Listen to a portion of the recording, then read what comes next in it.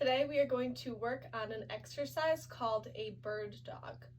Now what you're going to do is you're going to come to tabletop on your hands, fingers spread out, knees are aligned with our hips, wrists are aligned with our shoulders.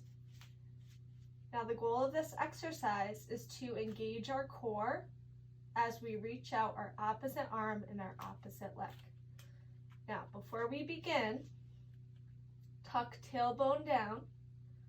So if you're like this, we need to bring our tailbone down. Now we're ready. So we're going to extend our left arm and our right leg at the same time.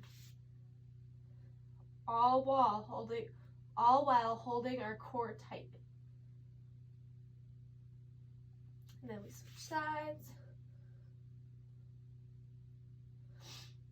It's nice to pause at the top, really engage our core, reach those fingertips out in front of you.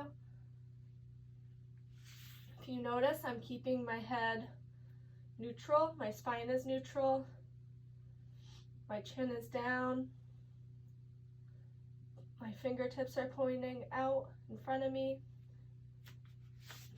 all while keeping my core engaged.